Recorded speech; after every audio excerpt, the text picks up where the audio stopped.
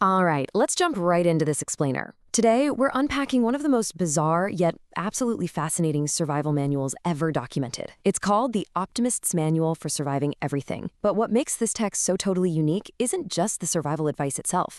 It's the fact that it was dictated entirely by a dead man. Straight to the devil. I know, it sounds like a completely surreal premise, right? But as you'll see, the insights into human resilience here are incredibly grounded and honestly, pretty brilliant.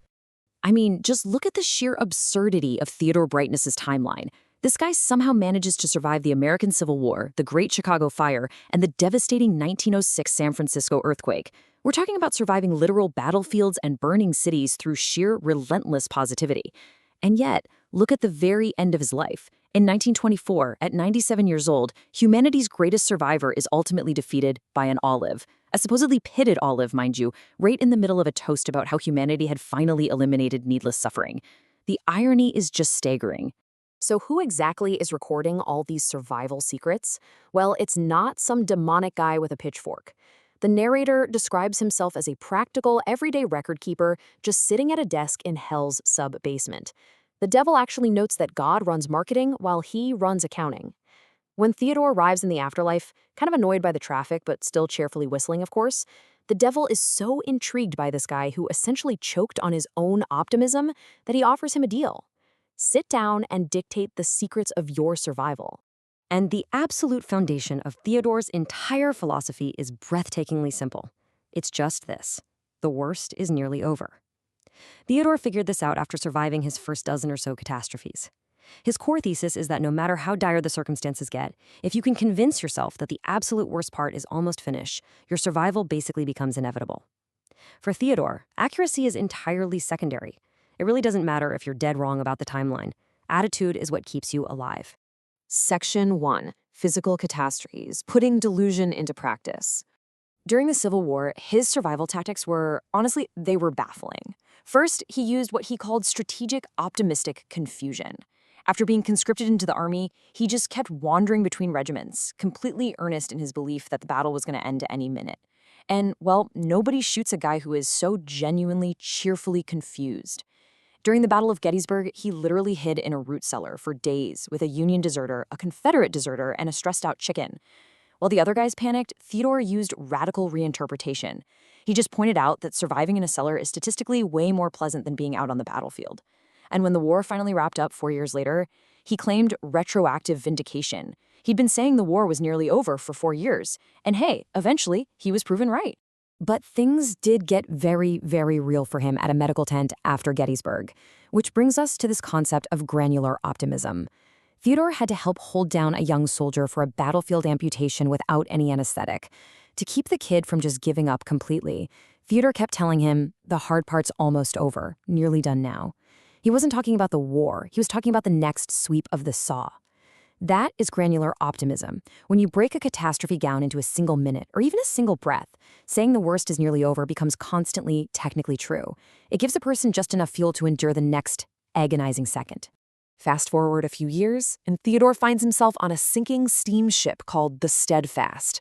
When the boiler exploded, he didn't waste time panicking over the fact that he couldn't swim or that the lifeboats were already full. He simply triaged the catastrophe. He found a literal door that had been blown off its hinges, pushed it into the freezing water, and held on.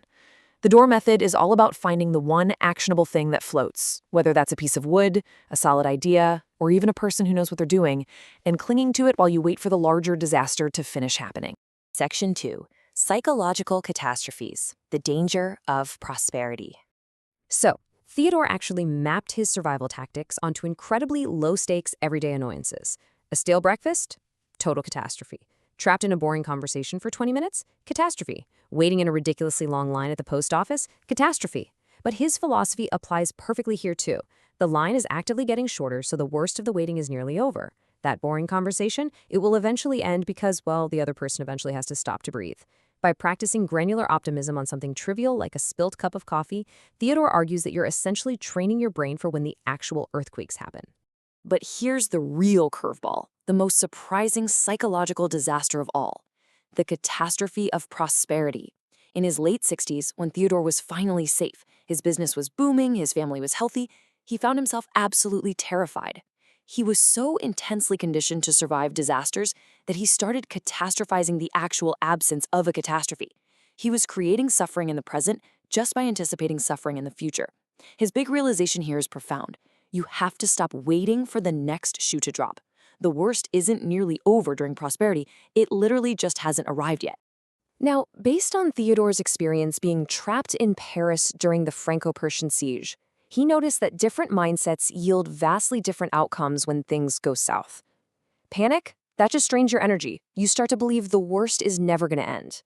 Denial will literally get you killed because you're completely ignoring the threat. But productive optimism, this deep belief that the worst is nearly over, that allows for sustainable survival. And interestingly enough, Theodore notes that the constant complainer actually falls right into the survival category. Complaining is a form of verbal engagement. As long as a complainer keeps physically walking away from the fire while they complain about it, these survive. So, how do you balance the very real reality of danger with the absolute necessity of hope? Theodore calls this the productive paradox. Basically, you have to hold two totally contradictory ideas in your head at the exact same time. Side A, you will definitely survive. Side D, you might definitely die. You don't try to resolve that paradox. You just live right there in the tension between them. That tension is exactly what creates the sheer kinetic energy you need to run toward the lake during a citywide fire or to pull yourself out of a collapsed building.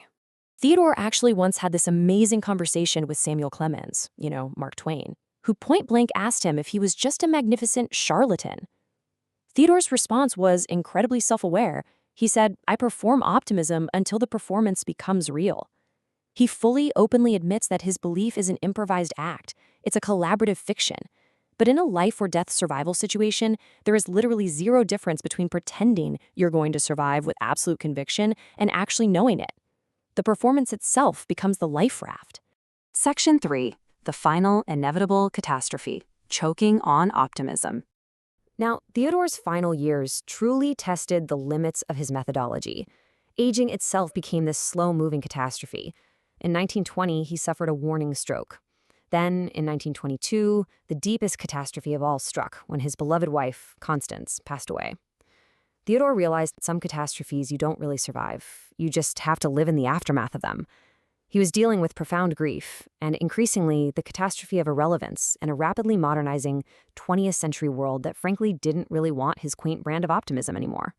Which brings us right to the wedding in 1924. Theodore is standing there giving this beautiful toast about a bright, suffering-free future, pops an olive into his mouth, and chokes. After all his preparation for fires, wars, and catastrophic earthquakes, it's an unpitted olive that takes him down. He choked for exactly 40 seconds. People rushed over and tried to help, but true to his stubborn nature, he just waved them away. And what do you think was going through his mind in those final 40 seconds? He tells the devil, "I died believing the worst was nearly over, and I was right." It's just the ultimate dark punchline to his life's work. Death didn't prove his optimism wrong at all. Death actually proved him right. The worst really was over. Death ended the choking, it ended the panic, it ended the catastrophe. His optimism held out to the absolute final second.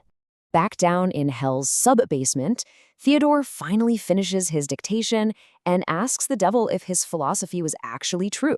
The devil points out a really critical difference here: truth versus usefulness. On a grand cosmic scale, the idea that the worst is nearly over is totally meaningless. The universe just is.